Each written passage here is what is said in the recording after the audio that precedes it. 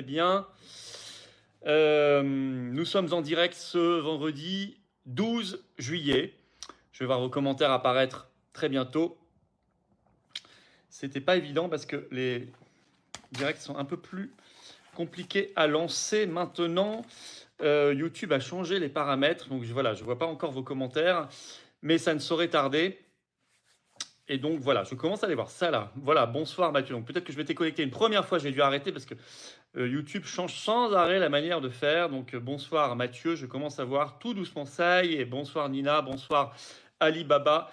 Vos commentaires apparaître. Bonsoir Richard, Sébastien, Grégory.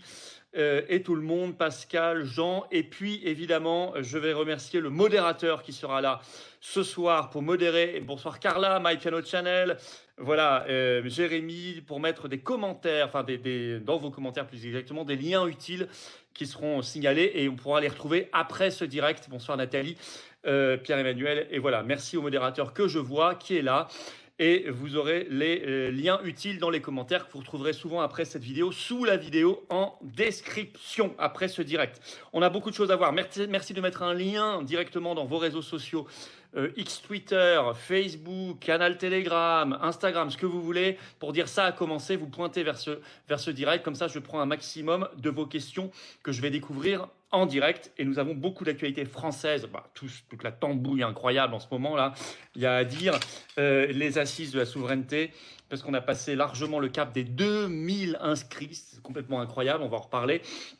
Et j'ai des nouveaux participants qui s'inscrivent, qui me confirment tous les jours. Et puis évidemment l'actualité mondiale également, et je vais vous révéler la bombe que vient de lâcher il n'y a même pas une heure Elon Musk au sujet d'Ursula von der Leyen. Il en a déjà fait 2 tweets, c'est un immense scandale. Il parle également de Thierry Breton, vous savez, le commissaire européen à la censure, je vous en parle dans un instant, parce que je pense qu'on n'a pas fini d'en parler et que ça va faire beaucoup de bruit. On va parler aussi de cette histoire de possible démission de Macron. Même ses maîtres le lâchent et appelle à sa démission dans le contexte politique complètement turbulent actuel. On va en parler. Alors merci effectivement ma Piano Channel de parler de l'abonnement à la chaîne. Merci de vous abonner par un petit clic en dessous sur s'abonner à cette chaîne. C'est un clic gratuit pour vous et c'est extrêmement utile et efficace pour que ces vidéos soient plus visibles. Plus il y a d'abonnés à la chaîne, plus les vidéos se vont circuler. Voilà. Alors je regarde. Alors Pierre, est-ce que François Asselineau a répondu à mes invitations? Je n'ai pas encore lancé les invitations. Parce que là, je lance des invitations papier aux responsables politiques. Je veux faire les choses bien. Alors, je vais vous montrer le modèle d'invitation qui va partir là. On va les faire partir, je crois, lundi. Il y a beaucoup de gens que j'ai contactés déjà par texto, tout ça, qui m'ont confirmé. Je vais vous donner quelques noms tout à l'heure. Mais là, bon, pour les personnes comme ça, plus responsables de mouvements politiques, je veux faire les choses bien. Donc, il y a un modèle de lettre. Voilà, je vous le montre. Vous voyez, ça va être comme ça. Vous voyez, voilà. Hop, la lettre, voilà, elles sont prêtes. Donc là, il y en aura pour François Asselineau, pour Philippe Murer, parce qu'il y a le mouvement des politiques citoyens, il a créé son parti. Il y aura Nicolas Dupont-Aignan, il y aura Jean-Frédéric Poisson, il y aura Jacques Cheminade, il y aura Georges Kusmanovic. Bon là, je parle que il y aura Charles-Henri Gallois, je parle que des chefs de parti. Il y aura Pierre-Yves Rougiron pour le Cercle Aristote, mais ça, il m'a déjà confirmé.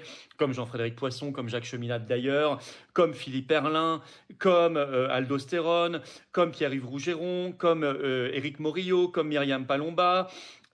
Très probablement Idrissa Berkane, et puis j'ai beaucoup de noms en tête. Et alors, ces assises de la souveraineté, donc c'est le samedi 14 septembre à Arras. Oui, on le fait à Arras, c'est à 3/4 d'heure en train, pas cher. On a regardé de Paris pour ceux qui viennent de région parisienne. C'est accessible. Ceux qui se souviennent du congrès des patriotes en septembre 2023, ça sera dans le même lieu, mais on va ouvrir toutes les salles parce qu'il y aura encore plus de monde. Et vous pouvez vous préinscrire par un lien que met le modérateur maintenant et qui est après la vidéo, sous la vidéo en description. Les préinscrits seront les premiers à recevoir le vrai lien d'inscription à partir de lundi. On vous donne la priorité, donc c'est important de vous préinscrire parce que je ne suis pas sûr qu'il y aura de la place pour tout le monde, parce que c'est hallucinant, on a plus de 2000 préinscrits déjà. C'est le samedi 14 septembre toute la journée. On aura des tables rondes sur la sortie de l'Union européenne, sur la sortie de l'euro, sur la sortie de l'OTAN, sur la démocratie directe, le RIC et les médias, sur la sortie de l'OMS et de la CEDH, donc toutes les autres instances. On aura des intervenants de très très grande qualité. Et puis, il y aura en permanence sur la scène, ce sera imprimé en très grand, quelques engagements à prendre pour lancer le bloc souverainiste. Ce sont surtout des réflexes et des engagements de rassemblement des souverainistes. Et quiconque voudra s'engager ce jour-là, on va le faire pour que ce soit accessible pour tout le monde. Il ne s'agit pas de créer un parti politique, sinon on n'aura personne qui signera. On veut faire les choses pour que ce soit faisable, accessible, que personne se sente pris au piège. Il n'y a pas de piège, chacun sera à égalité. Et on annonce la couleur avant, c'est écrit dans la lettre d'invitation. Il y aura des engagements derrière. Simplement, je m'engage au rassemblement des souverainistes dans les actions, dans les prochaines échéances électorales, dans la mesure du possible, etc. Et les gens pourront venir sur scène directement, on leur donnera un stabilo signé. Voilà, cet engagement qui sera imprimé en géant derrière, qui sera en permanence pendant toute la journée sur la scène. Les intervenants pourront venir le signer à un moment pour dire voilà, c'est fini les bêtises, c'est fini les égos, c'est fini les divisions, c'est fini tout ça. Maintenant, tout le monde s'engage à penser au bien commun et à la France et aux Français. Voilà. Et donc c'est simplement ça le bloc souverainiste. Ça n'engage pas plus que ça, mais je crois que c'est déjà beaucoup, que ça n'a jamais été fait, que c'est fait de la manière, je crois, la plus respectueuse et intelligente et efficace possible. Il s'agit vraiment de respecter tout le monde. Tout le monde est à égalité. Il n'y a pas de leadership, il n'y a pas de prise de pouvoir, c'est simplement une démarche dans l'intérêt commun, dans le bien commun. Voilà, les patriotes sont une force d'impulsion là-dessus, nous avons été une liste qui a fait le rassemblement avec tous ceux qui l'ont voulu. Nicolas Dupont-Aignan finalement avait renoncé au rassemblement aux européennes et ne s'est pas présenté. François Asselineau avait refusé le rassemblement qu'on avait proposé, c'était très dommage, mais je pense qu'on l'avait fait avec Jean-Frédéric Poisson, avec le général Blanchon qui sera là d'ailleurs, avec également le Cercle Aristote, avec Génération Frexit, avec tous ceux qui l'avaient souhaité, mais avec Myriam Palomba, avec Marc Doyer. Bon, et je crois qu'on peut aller encore beaucoup plus loin et beaucoup plus fort, et que depuis, ça a mûri dans l'esprit de chacun. Voilà. Et donc, moi, je suis très optimiste sur ces assises. Il y a une grande soif, il y a une grande envie, et je crois que ce bloc souverainiste va vraiment marcher. Alors, Gérard me dit, comment virer Macron? Il y a urgence. Écoutez Gérard, c'est le premier sujet, merci de cette question. Je me demande si Macron ne va pas se virer tout seul. Parce qu'il y a ce bruit de démission qui court de plus en plus. Alors d'abord, je vais revenir sur la situation des législatives, du futur gouvernement, tout le micmac actuel dans un instant. Mais d'abord, on va parler d'une chose, c'est Macron. Il semble être lâché par ses maîtres. Et je vais vous prendre le dernier exemple. Je vous avais cité la semaine dernière, dans ce direct, je vous avais cité Alain Minc, qu'il avait quasiment traité de semi-dément, qui avait annoncé qu'il était un narcissisme qui confinait au pathologique, etc., etc. Alain Minc va plus loin que ça aujourd'hui.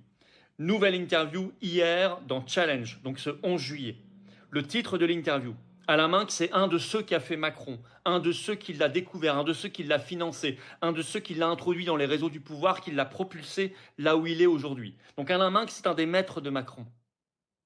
Donc c'est pas n'importe qui parle.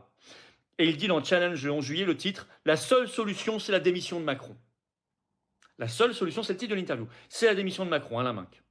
En disant, je ne vois pas de grande coalition, vous savez, celle dont on parle, qui prendrait tout le Parlement, sauf LFI et le RN. Et dit ça, je ne le vois pas venir, donc la seule solution, ça va être la démission de Macron. Mais il n'y a pas que lui qui le dit. L'Express a révélé, toujours ce 11 juillet, dans un article qui s'appelle « Macron est l'ombre de la démission », qu'en fait, il y avait de plus en plus de conseillers, de responsables politiques, etc., qui demandaient. Voilà, Eliane écrit « La créature a échappé à ses créateurs », c'est un peu ça. Mais les créateurs veulent remettre la main dessus et le jeter. Il y a de plus en plus de personnes qui demandent à Macron de démissionner. Et je vais vous expliquer après qu'en fait, les députés peuvent le forcer à démissionner. S'ils ne veulent pas le destituer, article 68, ce qu'ils devraient faire, ce qu'ils auraient dû faire depuis longtemps, ils peuvent le faire. Mais s'ils ne veulent pas faire ça, s'ils n'ont pas le courage de le faire, ils ont un moyen de le forcer à la démission. Je vais vous expliquer dans un instant. Mais là, l'Express dit « Macron est l'ombre de la démission ». Alors, je vais vous citer un petit extrait parce que je me le suis pris à côté. Voilà. Donc, c'est là. En disant que Macron avait réuni ses ministres le lendemain du second tour, je cite l'Express, et Stéphane Séjourné, donc ministre des Affaires étrangères, intervient. Il émet des réserves. Je suis contre la motion de censure. En fait, ils disent on va accepter un Premier ministre et il y aura une motion de censure tout de suite. Et il y a plusieurs ministres qui disent très bien, très bien. Et Séjourné intervient en disant non, je suis contre la motion de censure tout de suite, dit le ministre des Affaires étrangères à Macron. Il faut qu'on leur laisse démontrer leur incompétence. Il faut les laisser, sinon on va créer de l'instabilité et ils vont réclamer votre démission. Un scénario, écrit l'Express, qui inquiète plus d'un ministre, 3 petits points. Fin de citation de l'Express. Et alors, derrière ça, vous avez Édouard Philippe. Il accélère au cas où, 3 petits points. Édouard Philippe n'aime pas improviser. Ainsi, l'ex-premier ministre se prépare-t-il maintenant à une accélération du calendrier pour la prochaine présidentielle, au cas où. Il y a une vraie probabilité, dit-il, que ce mandat n'aille pas à son terme. On doit donc se préparer. Et c'est Édouard Philippe qui est quand même très introduit dans les milieux du pouvoir, etc., qui parle et qui est en train de préparer une campagne présidentielle au cas où le mandat de Macron n'irait pas à son terme, comme il dit lui-même, et il dit que c'est très probable. Donc on voit qu'on est dans quelque chose qui est en train de se préciser de plus en plus. Et je vous le dis, les députés ont la main là-dessus. Ils ont la clé. Alors on va y revenir dans un instant. On va parler. Alors, je regarde un tout petit peu. Roland, pourquoi je n'aime pas les agriculteurs? C'est difficile de me dire ça à moi, qui sont les seuls mouvements politiques à avoir organisé une manifestation pour les agriculteurs au Champ de Mars en février, à avoir donné la parole d'ailleurs à plusieurs agriculteurs en lutte et qui en avait mis un, Claude Leblay, qui est remarquable, sur notre liste aux européennes, qui a fait le blocus de Rungis. Donc ne me dites pas à moi que j'aime pas les agriculteurs, surtout qu'on est parmi les seuls à défendre le Frexit, c'est-à-dire la fin du libre-échange en réel, c'est-à-dire la véritable clé pour sauver l'agriculture et les agriculteurs français, faire qu'on mange local, qu'on fasse des circuits courts, parce que tous ceux qui vous disent qu'on restera dans l'Union européenne, ils condamnent à mort les agriculteurs. Il les condamne à mort, parce qu'il les condamne au libre-échange, c'est-à-dire à la concurrence déloyale, et c'est-à-dire à la mort, évidemment, de l'agriculture, les agriculteurs français. Mais les agriculteurs le savent, ça fait des années qu'on répète cela, et ça fait des années qu'on va les voir. Moi, je les vois beaucoup dans les exploitations, et que nous sommes encore une fois le seul mouvement politique français, les Patriotes, pendant la révolte paysanne, à être allés à Rungis, à les avoir accueillis quand ils avaient été mis en garde à vue, en sortie de garde à vue, avec nos militants, et bravo à eux, à avoir fait une grosse manif, à leur donnant la parole au Champ de Mars en février 2024, vous irez vérifier, on a tout filmé, et avoir dit les choses très clairement, avoir invité tout le monde à prendre la parole et les avoir mis à l'honneur sur notre liste aux élections européennes, alors avoir également donné la parole pendant les meetings et devant les médias locaux. Voilà, donc je pense que c'est extrêmement important. Alors, exactement, Michel, tout notre soutien aux agriculteurs, effectivement. Alors, je regarde, parlons un petit peu, Pierre, où est la canicule cet été? Là, on la cherche, mais c'est toujours la fameuse canicule asymptomatique. Ça fait 10 mois qu'il pleut, mais bon, peut-être qu'un jour, elle viendra. Alors, je regarde vos questions. Alors, sur les législatives, où en est-on?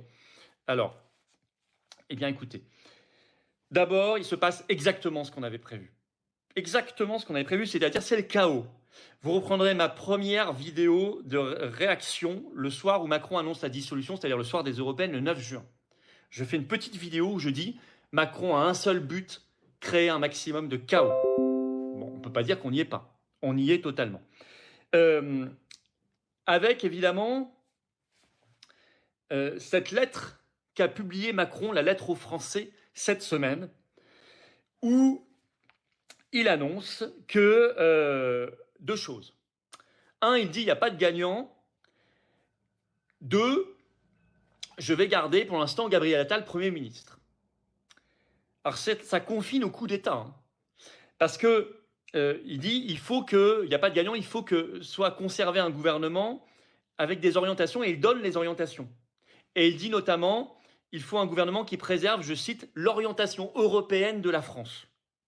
Donc ça veut dire que quel que soit le vote des Français, lui, il considère que le seul gouvernement possible qu'il puisse nommer et qui puisse gouverner la France, ce serait un gouvernement européiste, qui soit conforme à l'orientation européenne de la France.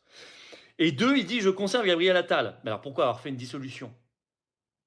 Et là, il va le conserver au moins le temps des JO, plus les Jeux paralympiques. Donc on est parti jusque début septembre. Et en réalité, où en est-on? En réalité, on en est où il est en train, sans le dire, de mettre en place le fameux gouvernement technique, c'est-à-dire le gouvernement directement de mise sous tutelle de l'Union européenne. Regardez la preuve. Hier, Bruno Le Maire, comme ministre de l'économie, a pris un décret qui ajoute 5 milliards d'euros d'austérité pour cette année. C'est hallucinant de le faire. À un moment où ce gouvernement a été battu, où il n'y a plus que 160 députés macronistes à l'Assemblée nationale sur 577, même pas un tiers des députés, il ose prendre un décret qui fait 5 milliards d'euros d'austérité en plus. Et il dit parce que ça a été demandé par la Commission européenne, on s'y est engagé. Donc c'est bien la preuve que les seules mesures qu'ils prennent, ce sont des mesures de gouvernement technique sans le dire. Donc en réalité, sans le dire, on installe en France un gouvernement de tutelle UE-FMI. Sans le dire, bien sûr. Alors il y en a qui crachent le morceau et qui même le réclament. J'ai noté qu'hier matin, je l'ai entendu en direct, vous aviez Valérie Pécresse qui était interviewée sur France Info et qui a appelé à ce gouvernement technique, qui a dit, c'est un gouvernement, alors elle a appelé ça un gouvernement de transition, c'est joliment dit, qui doit mettre en place, je la cite, les 30 milliards d'euros d'économies qui seront nécessaires en 2025. Mais d'où elle sort ce chiffre de 30 milliards d'euros d'économies? Alors ça veut dire saquer les dépenses, saquer les services publics et augmenter les taxes et les impôts. Donc c'est un gouvernement d'hyper-austérité, 30 milliards d'euros. Mais elle le sort d'où ce chiffre? Pas de son chapeau. Elle le sort d'une évaluation faite par l'Institut Bruegel en septembre dernier. J'ai repartagé l'article de Réactif qui l'explique, qui dit qu'avec les nouvelles règles budgétaires européennes qui s'appliquent depuis le 1er janvier 2024, donc on y est, le pacte budgétaire, le pacte de stabilité, ce qu'on appelait avant les critères de Maastricht, eh bien pour la France, ça voudrait dire une économie, une austérité de 30 milliards d'euros d'économie par an. Ah bah incroyable, c'est exactement le chiffre que vient d'avancer Valérie Pécresse. Donc elle appelle, évidemment, elle appelle ça, elle ne dit pas gouvernement technique, c'est trop laid, elle ne veut pas vendre la mèche, donc elle dit gouvernement de transition. Et aujourd'hui, vous avez François-Xavier Bellamy qui a dit il faut nommer un Premier ministre au-dessus des partis. Qu'est-ce que ça veut dire, un Premier ministre au-dessus des partis politiques? Ça n'existe pas. Le Premier ministre est forcément rattaché. Faire croire que quelqu'un serait sans idéologie, ça n'existe pas. Vous savez, ceux qui se font croire, ceux qui disent moi je n'ai pas d'idéologie, je suis au-dessus, etc., c'est souvent les discours les plus totalitaires, ça. Parce qu'il n'y a rien de plus totalitaire que dire je n'ai pas d'idéologie. Ça veut dire qu'on veut la masquer. Ça veut dire qu'on veut l'imposer sans le dire. C'est très totalitaire. Donc c'est la définition même, ce qu'appelle Bellamy cet après-midi, ce à quoi appelle Bellamy cet après-midi, c'est la définition même d'un gouvernement technique. La définition même. Donc ils sont en train de cracher le morceau. Parce que, qu'est-ce que devrait faire normalement Macron? Normalement, je ne dis pas que c'est un scénario qui me plaît, je veux dire ce qu'il devrait faire. Ce qu'il s'est toujours fait depuis des dizaines d'années. Il doit regarder quel groupe, quel bloc a le plus de députés, il doit leur demander le nom d'un Premier ministre à nommer issu de ce bloc. Là, que ça nous plaise ou pas, au second tour, le bloc qui a le plus de députés, c'est NFP. Donc il devrait en toute logique, même Dominique de Villepin l'a dit parce qu'il connaît les institutions, mais c'est vrai, c'est comme ça, que ça nous plaise ou pas. Il devrait se tourner vers eux en disant vous êtes arrivés, c'est vous qui avez le plus de députés, donc proposez-nous un Premier ministre et des ministres et on va les nommer.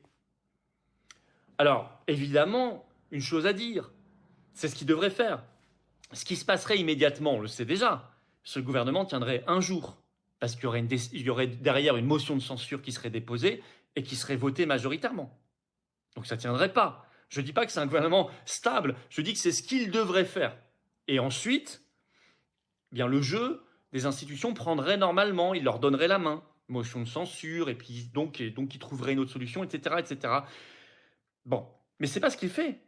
Il maintient Attal, il maintient Bruno Le Maire, il fait passer ce décret d'annulation de 5 milliards d'euros de crédit, donc d'austérité pour répondre aux exigences de l'Union européenne. Il écoute ce que disent des Pécresse, Bellamy et tout, qui appellent un gouvernement technique, donc de tutelle FMI, Union européenne. Et il essaie de gagner du temps comme ça. Alors sous prétexte de JO, puis de Jeux paralympiques, mais il y aura toujours des prétextes. Et imaginons qu'il y a une épidémie, par exemple de grippe aviaire, forme humaine. Je vous en parlerai dans ma vidéo ce samedi 13 juillet parce qu'il se passe beaucoup de choses sur la grippe aviaire forme humaine. Beaucoup de choses et des choses bizarres qui arrivent. Mais peut-être que ce sera ça, ou un attentat, ou une guerre. Et donc on continuera avec le gouvernement Attal, etc., Bruno Le Maire, un gouvernement technique. Darmanin, tout ça. Vous voyez? Donc voilà, alors après, la solution derrière ça, qui semble se dessiner, mais ça on l'avait prévu aussi, c'est le gouvernement PS, Verts, macroniste, LR. Et évidemment, pour mener la politique du système, c'est quasiment pareil qu'un gouvernement technique, ça appliquera toute la politique de l'Union européenne et de l'OTAN. Mais tout ça, tous ces scénarios, ils convergent vers une chose, mes chers amis. Ils convergent vers une nouvelle dissolution en 2025 dès que ce sera constitutionnellement possible, c'est-à-dire à partir de juillet 2025. Préparons-nous à retourner aux urnes pour de nouvelles élections législatives dans 1 an. Et c'est pour ça que je fais ces assises, notamment pour ça, ces assises de la souveraineté de samedi 14 septembre à Arras. Et vous pouvez vous préinscrire dès maintenant. Il y aura après le direct un lien sous la vidéo en description. Et maintenant, en direct, grâce au modérateur, un lien. Parce qu'il faut être rassemblé. Parce qu'il faut être clair sur des convictions. Je vais parler dans un instant du RN, mais on ne peut pas continuer de dire, nous, on va faire une vraie rupture, mais en restant dans l'Union européenne, dans l'OTAN, dans l'euro, dans Schengen, dans le marché européen d'électricité, dans l'OMS. Ça n'est pas possible. Le bloc souverainiste, il a un boulevard devant lui. Regardez Farage, il a gagné la 8e fois sur son programme. Il ne l'a pas travesti, il ne l'a pas mis dans la poche. Il a dit le Brexit jusqu'au bout. Et maintenant, il a ajouté la sortie de la CEDH et la sortie de l'OMS. La paix en Ukraine, a-t-il dit. Et il a même dit, c'est l'OTAN qui est responsable de la guerre en Ukraine. C'est très courageux, il a gagné sur ça. Le bloc souverainiste, les patriotes et leurs alliés, la coalition, gagneront sur des idées très claires, à condition qu'on soit clair et net. Les Français vont être en attente de vérité, de rupture et non pas de tambouille. Nous devrons être la coalition anti-tambouille, anti-magouille. Et nous devrons être une coalition rassemblée. Et c'est comme ça qu'on gagnera. Et c'est comme ça que nous gagnerons. Évidemment, je sais même qu'il y a des souverainistes sincères du RN qui vont arrêter avec un parti qui a tourné le dos à la souveraineté nationale et qui rejoindront le bloc souverainiste parce qu'il y aura une dynamique extraordinaire. Si vous soutenez ça, c'est le temps d'adhérer aux patriotes, c'est le temps de réadhérer, c'est le temps de nous soutenir en faisant un don au mouvement parce que nous sommes dans cette dynamique et c'est la belle dynamique d'espérance, c'est la dynamique pour l'avenir, c'est la dynamique pour notre humanité, notre France. Mais je vous attends, je ne peux rien faire seul. Je sais que je vous le dis souvent d'adhérer, de réadhérer ou de faire un don. Et je vous appelle à le faire dès maintenant dans ce direct grâce au lien que met le modérateur dans les commentaires ou par les 2 premiers liens sous la vidéo en description. Le premier, c'est adhérer, réadhérer. Juste en dessous, le deuxième, c'est faire un don. Après ce direct ou sur notre site, il y a les liens en permanence, les-patriotes.fr. Dites-le moi si vous adhérez, réadhérez ou faites un don. Je vous le dis régulièrement parce que je ne peux pas le faire sans vous. Parce que déjà, j'ai envie que vous soyez là et parce que je vous le dis, avec la dissolution, on n'a plus 1 centime d'aide publique. On n'avait pas grand-chose, on est passé à 0. On n'a pas d'aide des banques. Ceux qui peuvent soutenir, ceux qui peuvent venir, ceux qui peuvent réadhérer, ceux qui peuvent faire un don, faites-le maintenant. Parce que vous savez, sinon, les assises de la souveraineté qui vont coûter fort cher, on ne pourra pas les faire. Parce que sinon, les procès que je mène contre Ursula von der Leyen, j'étais encore à Liège avant-hier, je vais vous en parler, je ne pourrai plus le faire. Ça coûte tout ça. Parce que les manifs, on ne pourra pas les faire. Parce qu'on ne pourra pas être présent aux élections. C'est comme ça. Le système ne nous fera jamais de cadeaux. Par contre, si vous êtes là en masse, dès maintenant, adhérez, réadhérez, vous faites un don, en plus c'est défiscalisé aux 2/3 de vos impôts, vous faites baisser vos impôts massivement, alors tout devient possible. Alors ce mouvement libre, indépendant, qui va réunir des milliers de personnes aux assises de la souveraineté, qui va propulser le bloc souverainiste, qui va traîner Ursula devant les tribunaux, qui va faire des manifs gigantesques comme on l'a fait. On est les 3 ans après l'appel du 12 juillet de Macron. Moi, j'ai pas oublié. Et on faisait la manif historique du 17 juillet quelques jours après. On en reparlera dans un instant, mais c'est grâce à vous. Je vous attends maintenant. Si vous adhérez, vous faites un don, eh bien, lisse, le don est fait, bravo. Eh bien, vous me le mettez dans les commentaires, bravo et merci. Vous me le mettez dans les commentaires dès maintenant et je vous attends. Et vous rejoignez une belle famille, une grande famille, des belles valeurs, de formidables valeurs. Voilà. Maître Carlo Brosa, je vais l'inviter, Olga, bien évidemment. Il nous avait soutenus pour les Européennes, il était venu au dernier meeting de plein air à Paris et je l'en remercie.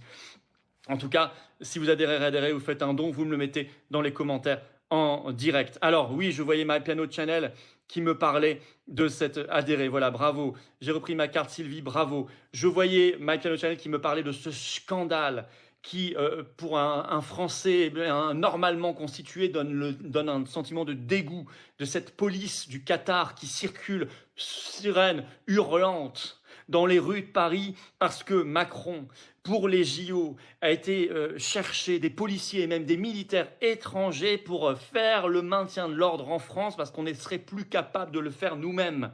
Donc nous allons avoir des policiers qataris, j'ai relayé la vidéo, vous irez voir sur mon compte X, F-du-bas ou sur Facebook, Florent Philippot. Nous allons avoir des militaires allemands, des militaires polonais, des policiers, des militaires marocains, et donc qataris et d'autres nationalités qui vont venir faire la loi dans les rues de France sous prétexte de Jeux Olympiques. Je ne l'accepte pas. Moi, le Qatar, Je suis le seul au monde contre qui cet État a porté plainte officiellement, vous irez vérifier. En 2015, ils ont porté plainte contre moi parce que j'ai dit la vérité sur la corruption de cet État et sur le financement par cet État de formes de terrorisme. J'ai dit la vérité. Ils avaient 2 avocats, le Qatar, l'État du Qatar contre moi. Ils avaient l'avocat de Sarkozy et l'avocat de Hollande. Je n'invente rien, vous irez vérifier. Français, c'était les 2 avocats du Qatar contre moi. J'ai gagné. J'ai gagné parce que je disais la vérité. Vous irez vérifier également. Personne d'autre, à personne d'autre, ça n'est arrivé. Ça, je vous parle de 2015. Donc moi, je n'ai pas envie d'obéir à des policiers qataris qui me demanderont mes papiers ou mon passe JO. D'abord, le passe JO, je ne le ferai jamais. Jamais, vous m'entendez? Boycott total. Je n'ai jamais fait le pass sanitaire. Je n'ai jamais fait le pass vaccinal. Dieu m'en préserve. Et je n'ai jamais fait non plus, je ne ferai jamais ce pass JO. Nous sommes allés, encore une fois, les seuls avec nos alliés de Via la Voix du Peuple devant les tribunaux pour contester, seul mouvement politique, pour contester ce pass JO. Je verrai un policier allemand, polonais, marocain, qatari, ce que vous voulez devant moi.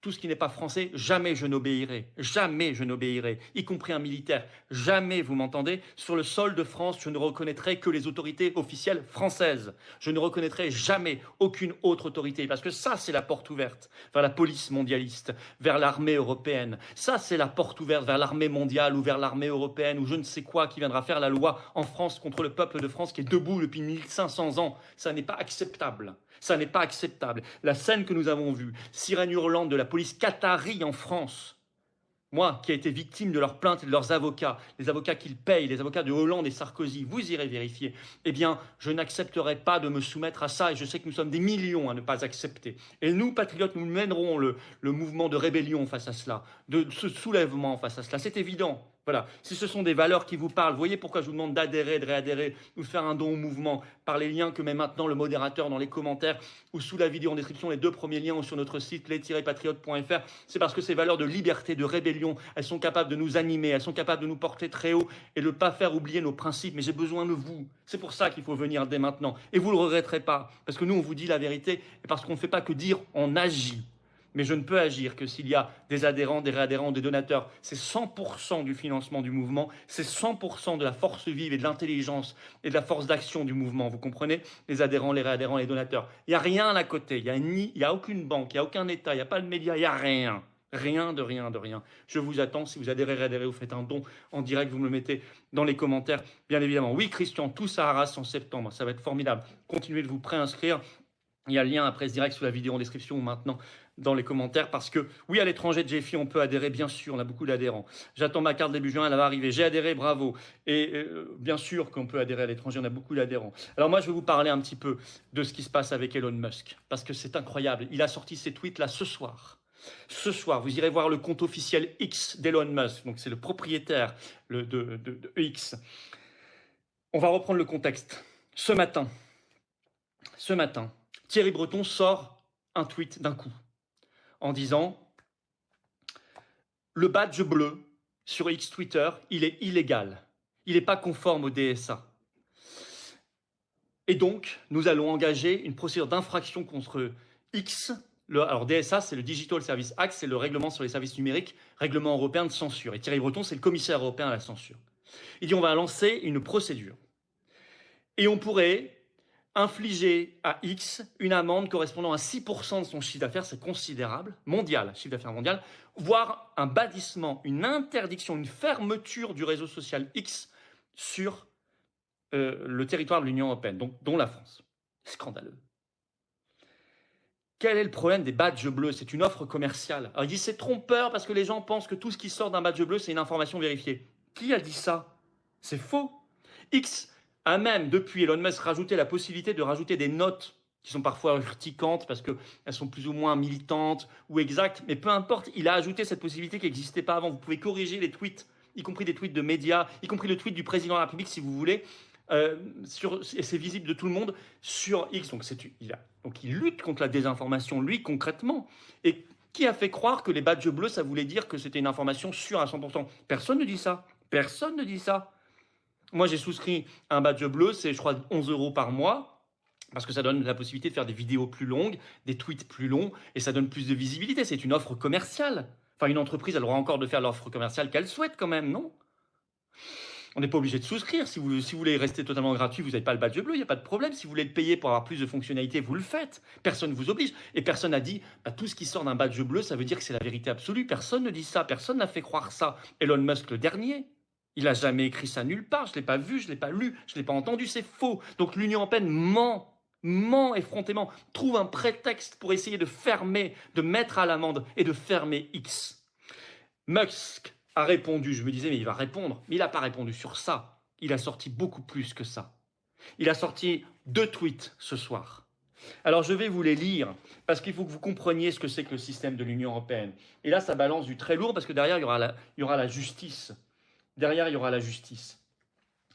Je cite Elon Musk, vous irez voir sur son compte X. La Commission européenne a proposé un X, un accord secret et illégal. 2 points. Si nous censurions discrètement les discours sans en parler à personne, ils ne nous imposeraient pas d'amende.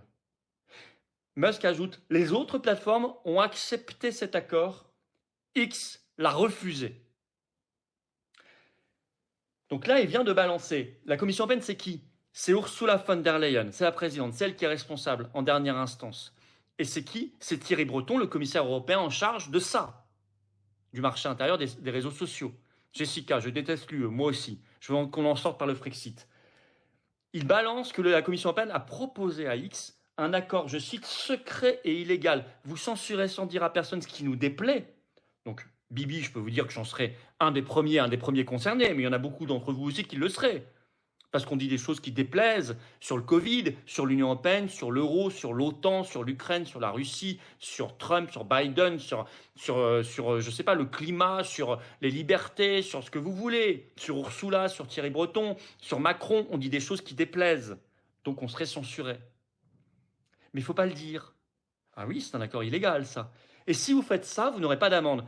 Mais comme X vient de refuser cet accord secret illégal et que les autres, dit-il, ont accepté. Qui se prend... Et on comprend mieux le tweet ce matin de Thierry Breton, qui trouve un prétexte. On ne comprenait pas cette histoire de badge bleu, ça n'avait pas de sens. Et on se dit, mais là, on le comprend maintenant. On le comprend. En fait, comme Musk a refusé de se soumettre au chantage de l'Union européenne et de censurer, derrière, la Commission européenne, en rétorsion, trouve un prétexte bidon, ce badge bleu, pour imposer une amende, voire une interdiction délirante à X. Accord secret illégal, ça veut dire qu'il faut que Ursula von der Leyen et Thierry Breton aillent devant la justice. Aillent devant la justice. Si c'est illégal. Et ça peut finir en tôle. Alors il a mis un 2e tweet, 1 heure après. Il répond à quelqu'un, il confirme, il approuve. Quelqu'un qui a mis « Ce sont des activités de censure, ce sont des agents politiques. Cela a toujours été leur plan, utiliser le règlement européen DSA pour forcer X à reconstituer l'équipe de censure qu'Elon Musk avait licenciée lorsqu'il a repris l'entreprise. » Et Musk a repris, a mis la visibilité à ce tweet et a mis au-dessus exactement. Donc il approuve ce qui vient d'être dit.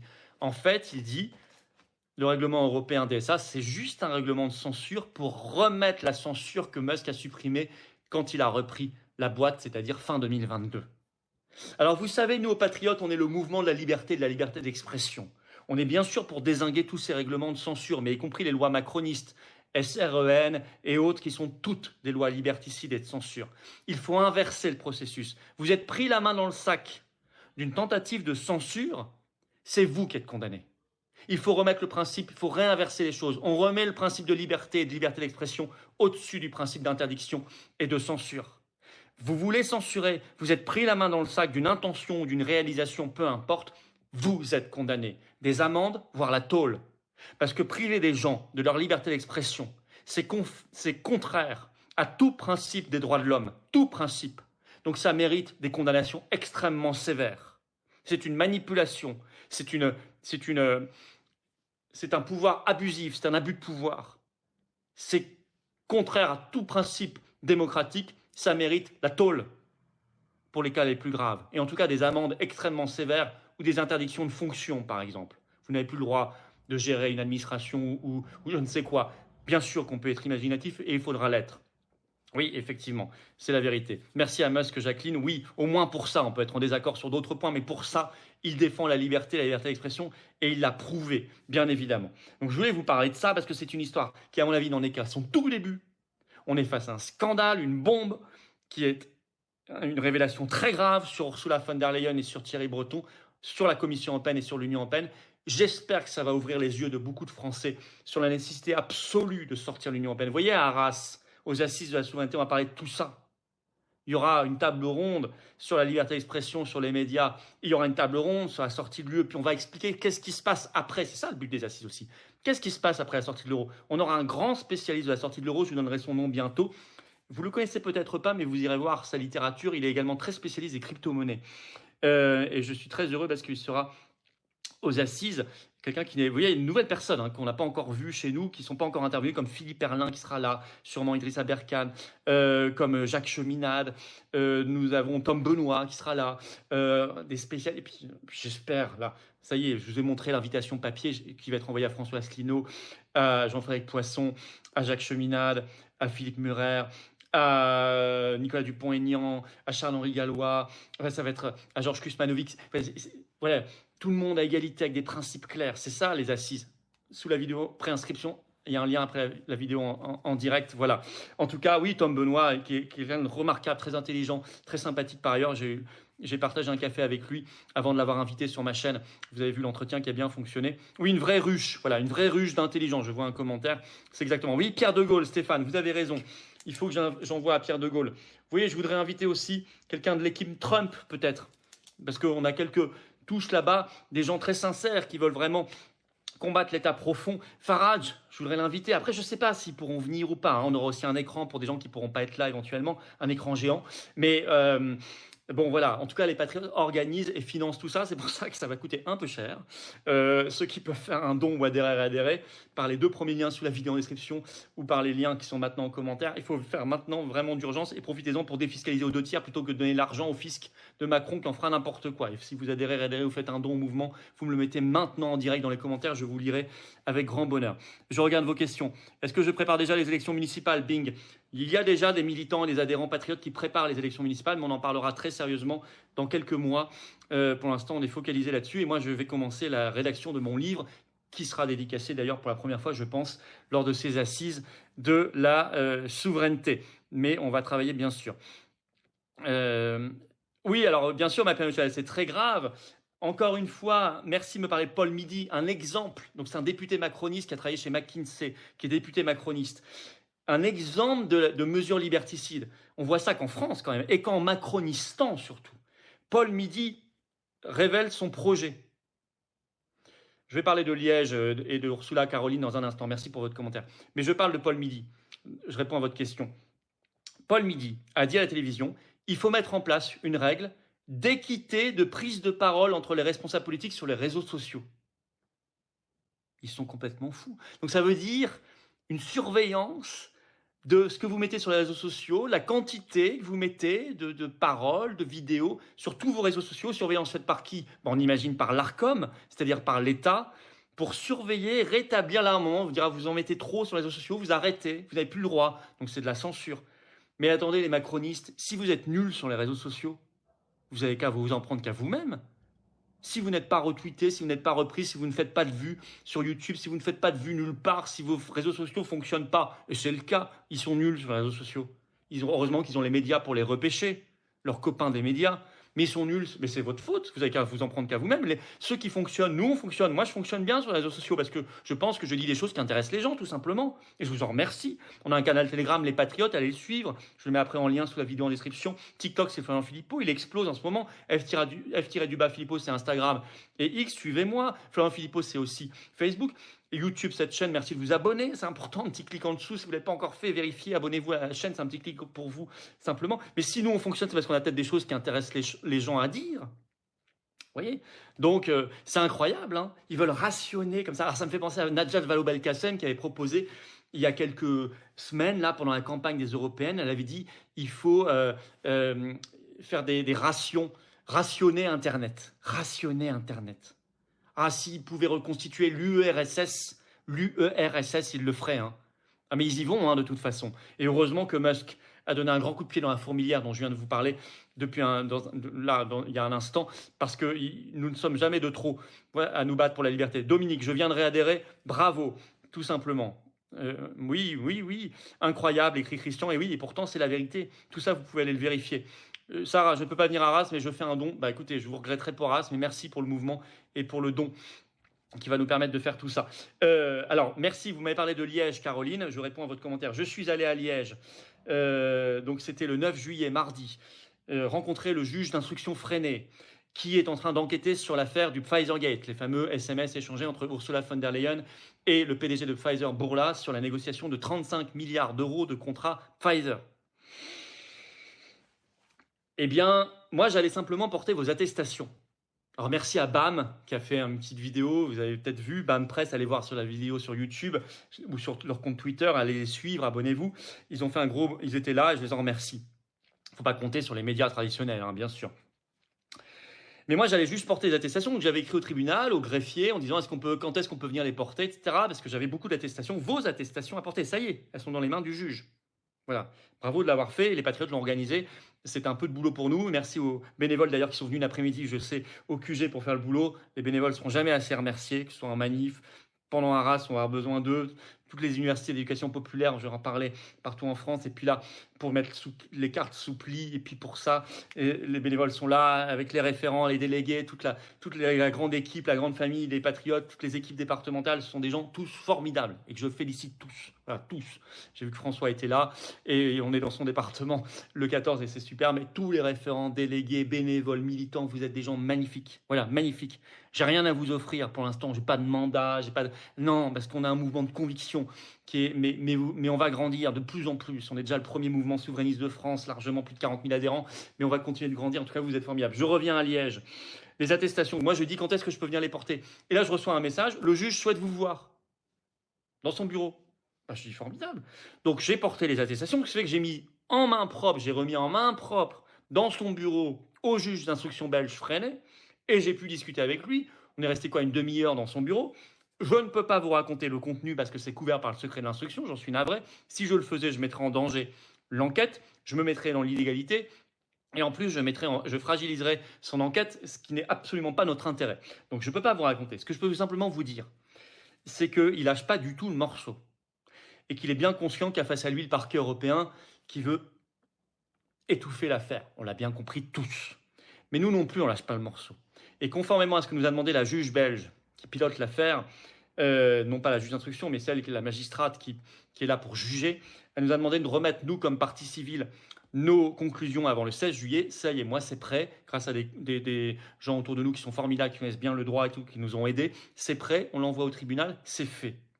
Et on a rendez-vous, je vous le rappelle, pour une audience, le jour de la Saint-Nicolas, le 6 décembre prochain, ça va arriver vite, à Liège, avec les avocats d'Ursula, les avocats de Pfizer, etc. Et nous, de notre côté, il y aura les avocats de la Hongrie, il y aura les avocats de la Pologne, il y aura Frédéric Baldan, qui est remarquable, le citoyen belge, qui est le premier à avoir fait tout ça, qui est un homme très courageux et remarquable.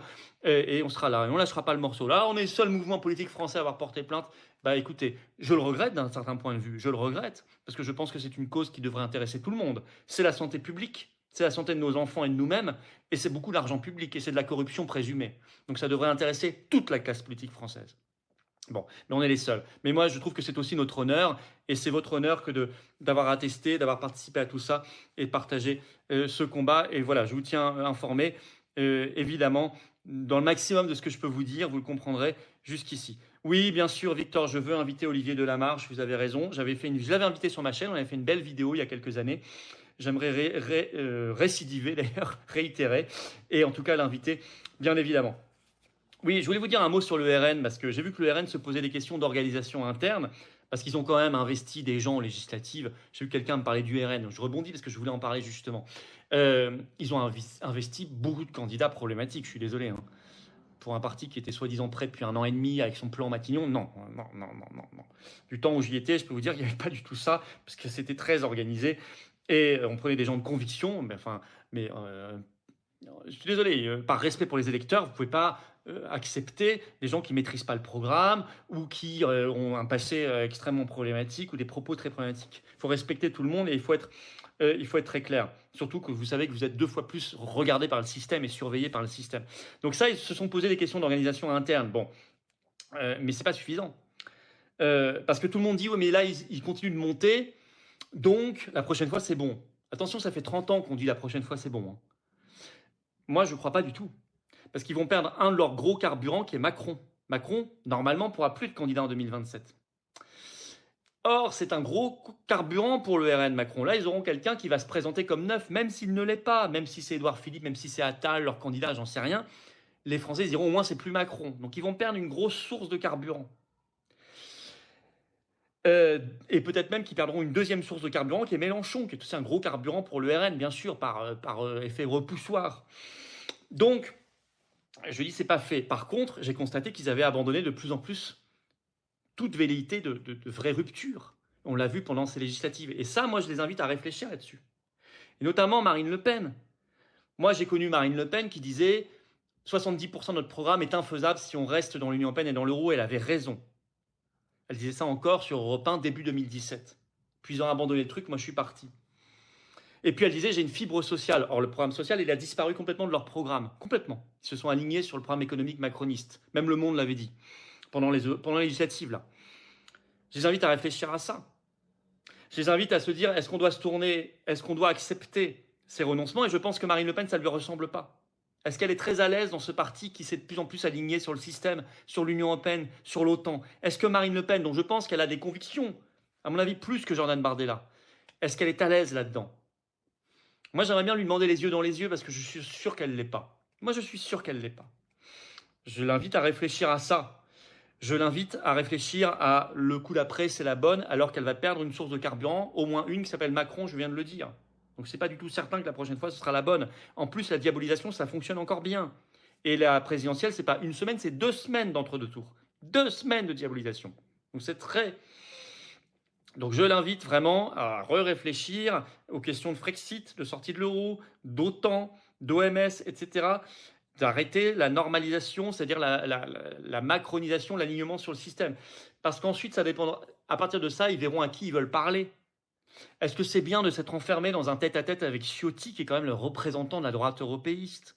Ciotti qui a soutenu le traité de Lisbonne, qui a soutenu tous les traités européens, qui soutient à fond l'Ukraine, Zelensky, l'OTAN, qui veut la retraite à 65 ans, qui veut supprimer 250 000 fonctionnaires et privatiser des services publics. Est-ce que ça a un sens? Ou est-ce qu'il vaut mieux pas parler à des souverainistes authentiques qui pourraient, eux, en ne transigeant sur rien, pousser le mouvement dans la bonne direction? C'est une vraie réflexion stratégique qu'ils doivent se poser. Je vais la poser de plus en plus, cette question-là. Parce qu'il va falloir qu'ils abordent eux aussi plus intelligemment la prochaine dissolution qui aura sûrement lieu dans 1 an ou un peu plus en 2025. C'est un vrai sujet. Vous voyez que ça dépasse. Alors pour l'instant, dans la remise en cause, c'est déjà pas mal, ils ont une remise en cause. Et j'ai vu que c'était le député Bruno Bilde, qui avait lancé la remise en cause. Donc c'est tout à son honneur. Il a dit il faut qu'on réfléchisse à la manière dont on sélectionne nos candidats. Il y a un gros problème d'organisation, c'est scandaleux et tout. Il a raison. Et ils ont su faire mieux, parce que du temps où c'était moi qui le faisais, c'était bien mieux. Mais c'est pas suffisant. Il n'y a pas qu'une question d'organisation, il y a une question de fond, de renoncement inadmissible au programme sur la souveraineté nationale, la reprise en main et ce programme social. Marine Le Pen ne peut pas tolérer ça normalement. Je pense qu'elle ne peut pas tolérer ça. Ça ne lui ressemble pas. C'est pas comme ça qu'elle s'est fait élire la première fois à la tête du parti en 2011. C'était pas sur ce programme de renoncement qu'elle s'était fait élire. Et ensuite, ça déterminera la question de savoir avec qui ils veulent parler. Vous voyez ce que je veux dire? Avec qui ils veulent parler. C'est un vrai sujet de fond. J'en parle parce qu'ils ont fait 31% aux européennes, parce qu'ils ont beaucoup de députés aujourd'hui, même si le second tour a été assez fatal. Et ce n'est pas que les désistements, c'est aussi leurs propres erreurs, leurs propres fautes. Et ils le reconnaissent d'ailleurs eux-mêmes. Et donc, il faut quand même regarder tout ça. Oh oui, on me pose la question du vote électronique. J'avais déjà signalé en 2022 aux législatives qu'il y avait un gros problème sur le vote électronique pour les Français de l'étranger. Il faut supprimer tout vote électronique. Je l'ai dit et redit, il faut supprimer tout vote électronique, que ce soit pour les Français en France ou les Français à l'étranger. Il faut interdire évidemment toute perspective de vote par correspondance. C'est la fraude, c'est la fraude. Donc il faut supprimer tout ça. Oui, MyPiano Channel, Véran a été viré, et ça rime quasiment. C'est une allitération, en tout cas en V. Véran viré, Véran viré. On en est heureux. Moi, j'ai sabré le champagne, littéralement. Ah bah oui, ça m'arrive rarement, là, comme ça, pour des raisons politiques. J'ai sabré le champagne. Véran viré, je vais vous dire, hein, ravi. Moi, j'étais ravi. Voilà. En plus, c'était de peu, donc ça veut dire que notre mobilisation, votre mobilisation, elle a servi à quelque chose, puisque ça s'est fait à quelques voix près. Ça veut dire que tout ce qu'on a dit pendant cette législative en disant eh bien, nous allons faire en sorte que Véran ne soit pas élu en Isère et tout, ça a fonctionné, c'est entré dans l'oreille des lecteurs qui ont probablement se sont mobilisés contre lui alors qu'il ne l'auraient pas fait. Vous voyez, la résistance, ça paye toujours. Toujours, toujours, toujours. Oui, alors que Michel, effectivement, quelle honte cette Légion d'honneur à Fauci. L'ambassadeur de France aux États-Unis, cette semaine, a remis la Légion d'honneur à Anthony Fauci, qui pourtant a reconnu qu'il avait menti devant le Congrès américain dans la commission d'enquête parlementaire américaine Covid, qui a financé la recherche en gain de fonction scandaleuse qui a rendu plus dangereux le coronavirus là-bas dans le laboratoire de Wuhan en Chine. Fauci qui a imposé des mesures épouvantables aux Américains, aux enfants, et qui a contaminé le monde entier, qui était en relation par mail d'ailleurs, on le sait, avec Jean-Michel Delfrécy en France. C'est une honte, c'est une tâche honteuse pour la France que d'avoir remis cette Légion d'honneur à Fauci. Mais ça me fait dire de plus en plus que c'est la Légion du déshonneur. C'est la Légion du déshonneur. La Légion d'horreur, comme disent certains. Je viens d'adhérer, dit Farmeux, Urdu62, bravo. Voilà. Moi, je suis pour qu'on arrête de donner la Légion d'honneur à des Fauci, à des Karine Lacombe.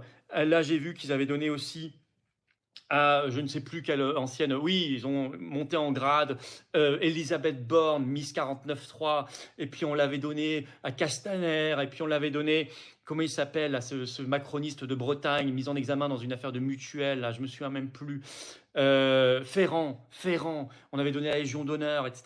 Voilà, c'est la Légion du déshonneur, Christian, effectivement. Voilà, tout simplement. Oui, les procurations aussi, il faut arrêter les procurations sans preuve physique, dématérialisé totalement. Je l'ai dit, j'ai fait une vidéo spécialement sur ça pendant ces législatives pour dénoncer cette possibilité de fraude. Voilà, tout simplement.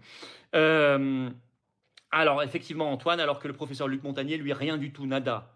Voilà, nada, alors que c'est un prix Nobel, paix à son âme d'ailleurs. Et nous lui avons rendu hommage dans les manifestations, nous avons applaudi son nom, nous avons fait une minute de silence lorsqu'il est décédé, et nous avons toujours défendu l'honneur de cet homme, de ce grand Français, de ce grand chercheur. Il y a des grands chercheurs comme ça français qu'il faut soutenir. Je pense aussi à Jean-Pierre Petit d'ailleurs. Je ne sais pas si tout ce qu'il dit est vrai, je ne suis pas assez connaisseur, mais je trouve que c'est un homme, un Français qu'on devrait beaucoup plus écouter parce que c'est un génie.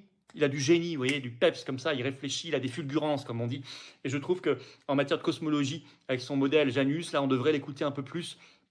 Et il y a beaucoup de gens très calés, mathématiciens ou physiciens qui l'écoutent et il devrait être en tout cas accepté dans les grands colloques. Voilà, on devrait quand même l'accepter. Je pense à Thibaut Damour et d'autres qui le traitent malheureusement très mal. Et je pense que c'est quelqu'un, oui, c'est un génie. Je vois quelqu'un qui l'écrit. En tout cas, moi, je ne peux pas vous dire s'il a raison ou tort. Je ne connais pas suffisamment tout ça. Je suis très, très loin du niveau. Moi, j'ai fait une prépa HEC. On fait un peu de maths, mais pas du tout au niveau qu'il faut pour le niveau qui est appelé pour vérifier son modèle. Mais en tout cas, voilà. En tout cas, au-delà du principe, au-delà du modèle, sur le principe même de faire vivre le débat et la science. Vous voyez, moi, je suis toujours intéressé par les figures iconoclastes.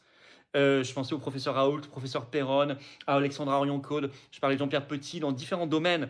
J'aime ça. J'aime ça et je pense qu'il faut faire vivre le débat. C'est pour ça qu'on a combattu si furieusement l'article 4 de la loi dite sur les dérives sectaires qui interdit le débat, qui est anti-science par excellence. Anti-science par excellence. Voilà. Non, j'arrête le monologue, Greg. Excusez-moi, je voulais adhérer, Geoffrey, bravo. Je voulais simplement, je regarde vos questions. Évidemment, j'en ai pris beaucoup déjà, mais je vais continuer. Alors, si vous avez des questions. Alors, est-ce que vous avez d'autres... Mais en même temps, vous avez beaucoup de commentaires et pas beaucoup de questions.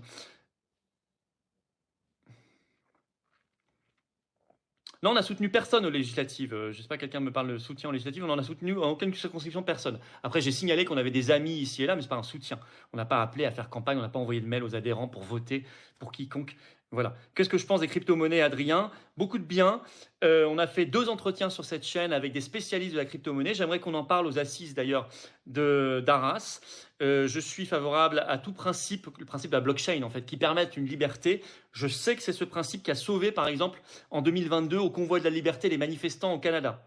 Voilà, qui ont permis à ce que, alors que Trudeau honteusement voulait leur couper leur compte en banque, eh bien, grâce à cette organisation de la blockchain, ils ont pu être ravitaillés sur leur compte. Donc, c'est un intérêt de liberté. Après, je sais qu'il y a aussi des trafics parfois, c'est utilisé parfois pour les trafics et tout. Ça, je sais bien. Mais enfin, bon, les monnaies classiques le sont aussi, hein. Moi, je suis surtout pour que la France retrouve une monnaie nationale. Voilà, un nouveau franc. Je pense que c'est très important. Adhérer début juin, Jérôme, bravo. Alors, Biden va-t-il être remplacé? J'ai vu la question. Excusez-moi, j'ai pas eu le temps de lire votre pseudo. Je ne l'espère pas. Moi, j'espère qu'ils vont garder Biden parce que je suis pour la victoire de Trump en novembre. Mais encore, hier, nous en avons fait encore des terribles. Alors, il parlait de la vice-présidente Trump. Donc, maintenant, il confond sa vice-présidente Kamala Harris avec Trump. Et ensuite, il nous a dit, et voici venu le très courageux, le grand président d'Ukraine, Poutine. Et il y avait Zelensky juste à côté de lui. Vous avez vu la scène, incroyable. Donc, alors je vous signale quand même, mais c'est triste pour lui, moi je ne me moque pas de la santé mentale des gens ni de la sénilité. Je trouve même que c'est de l'abus de faiblesse le maintien de sa candidature, je vous le dis clairement, parce que je pense qu'il est même plus en état de savoir s'il est candidat ou pas, s'il est président ou pas. Ça pose deux sujets. Un, on nous a traités de menteurs et de complotistes parce que depuis des mois et des mois, on signalait qu'il y avait un gros problème de sénilité. On nous a dit, vous racontez n'importe quoi, on a eu des désintox de l'AFP, des médias et tout. Maintenant, tout le monde le reconnaît. Bon. Deux, le problème, c'est pas simplement est-ce qu'il doit être candidat ou pas. Le problème, c'est qu'il est en ce moment président. Enfin, je sais pas, ça pose quand même un problème. Il devrait déjà démissionner, en fait, déjà maintenant, en réalité. Mais de manière, je vais vous dire, un peu cynique, joyeusement cynique, entre guillemets, et je sais que Trump et son équipe font le même calcul, et c'est logique, bah, on souhaite quand même qu'il reste candidat maintenant, parce que s'il reste candidat, Trump gagnera. Oui, Jessica NDA est invitée, on va l'inviter, il va recevoir aussi le courrier aux assises. Les courriers partent bientôt là, hein. Donc ils vont les recevoir la semaine prochaine. Courrier d'invitation. Aux assises de la souveraineté, bien sûr qu'on l'invite. Donc vous voyez, cyniquement, un peu cyniquement, mais joyeusement cyniquement, on va dire, je suis pour qu'il reste candidat parce que je veux que Trump gagne, comme Kit qui vient de mettre Trump président 2024, 3 points d'exclamation en commentaire. Je suis d'accord, je suis pour cette liberté, voilà. Alors, je regarde si moi j'avais noté d'autres sujets. On a déjà vu beaucoup de choses grâce à vos questions.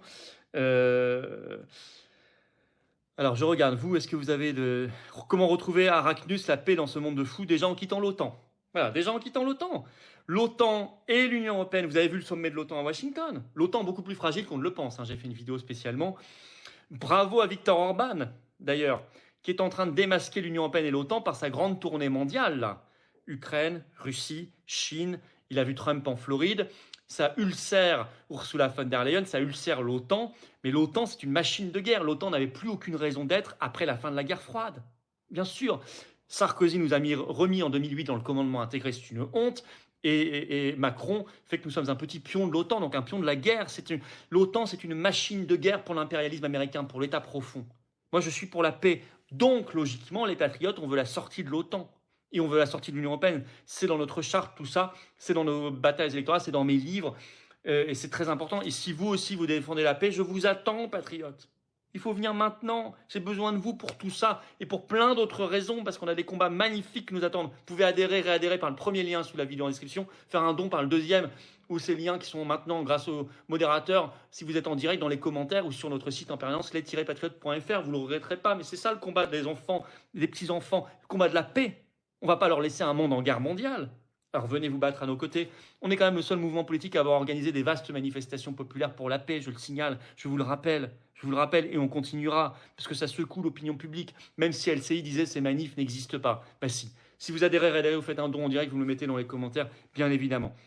Ma position sur les binationaux, moi je trouve que Bardella n'aurait pas dû du tout lancer ce débat-là dans l'entre-deux tours. Ça a fait peur à plein de monde. Et il y a déjà des enquêtes sur les postes à haute responsabilité. Moi, je connais des binationaux qui sont très patriotes et je connais des simples nationaux qui ne le sont pas du tout. Donc, je pense qu'il faut arrêter aussi cette affaire. Et vous savez, la vraie question derrière ça, ce n'est pas la question des binationaux, du plus ou moins de loyauté. La vraie question, c'est la question de l'immigration. Qu'il faut arrêter complètement. L'immigration massive, il faut arrêter le délire. Mais comment on fait pour l'arrêter ?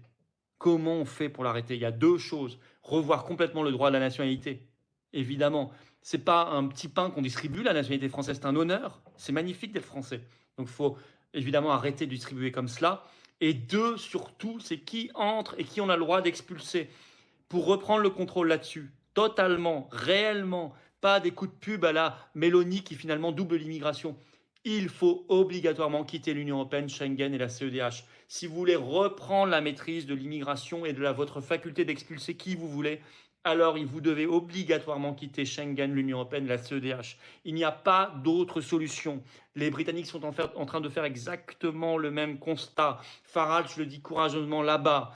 Et c'est ça qu'il faut faire. Il n'y a pas d'autre sujet pour la question migratoire que de quitter l'Union européenne, Schengen et la CEDH et ensuite de faire la politique que l'on souhaite, qu'on décide collectivement, qui restera humaine, mais qui sera claire, nette, ferme, précise, réellement appliquée et applicable, parce qu'on sera souverain chez nous, tout simplement. Tout simplement. Alors, Thomas, les assises de la souveraineté, tout sera filmé et cette fois-ci, tout sera mis en ligne. Toutes les interventions, toutes les tables rondes, toutes les signatures d'engagement qui seront en permanence sur la scène, là, en géant derrière, sur le bloc souverainiste, je m'engage au rassemblement.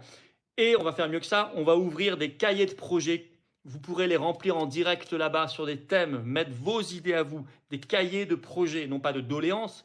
On n'est pas là pour recevoir vos doléances, on n'est pas des rois, on est là pour construire un projet avec vous, donc thème par thème. Et ces cahiers de projets, on les prendra dans les universités d'éducation populaire parce que je vais faire des déplacements partout en France, à chaque fois un thème, avec d'abord une table ronde de spécialistes du sujet, ouverture des cahiers de projet pour les personnes qui seront là aux universités d'éducation populaire pour remplir, nourrir ce projet sur ce thème-là. Je vais en faire un sur la politique étrangère et la défense, un autre sur l'école, un autre sur l'agriculture, un autre sur l'écologie et la protection animale, un autre sur l'immigration et la sécurité, un autre sur l'emploi et le social, un autre sur l'énergie.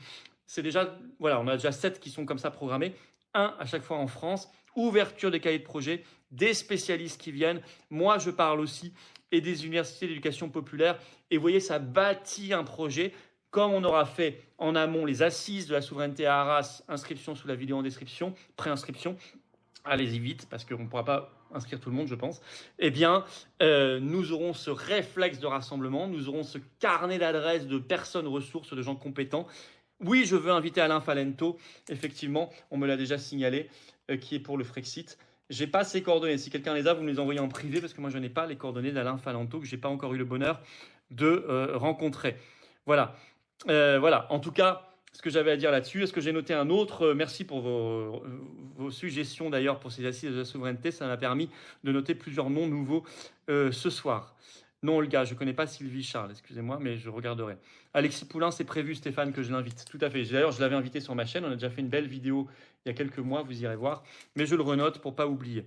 Voilà.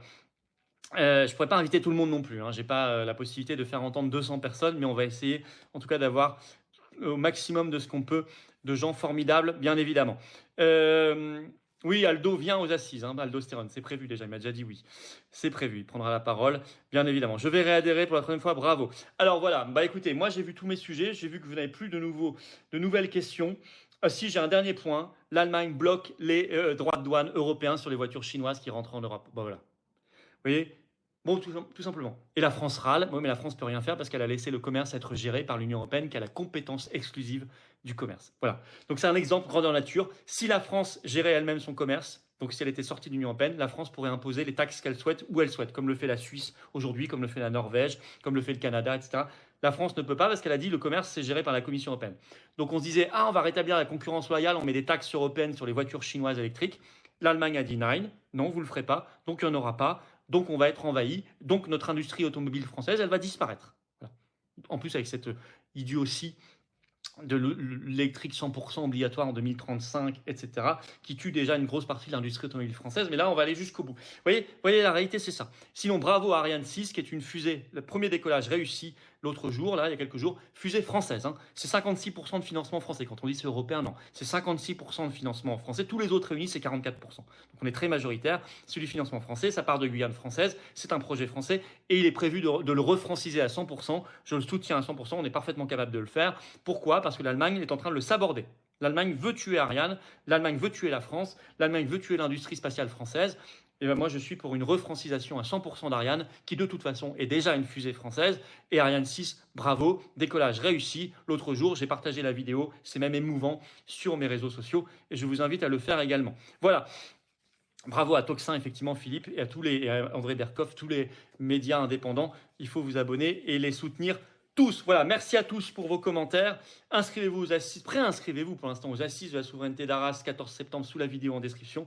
Je vous attends dès maintenant. Je sais que beaucoup vont le faire là, dès la fin de ce direct. Adhérer, réadhérer, c'est le premier lien sous la vidéo en description. Faire un don au mouvement, c'est le deuxième sous la vidéo en description. Vous rejoignez une grande famille. Tous les projets que j'ai donnés ce soir, ils sont concrets. Si vous voulez les soutenir, les aider, parce qu'on n'a pas un centime d'aide publique, pas un centime d'aide des banques, pas un centime des médias, bien sûr, ni de soutien, alors venez nous soutenir, adhérer, réadhérer.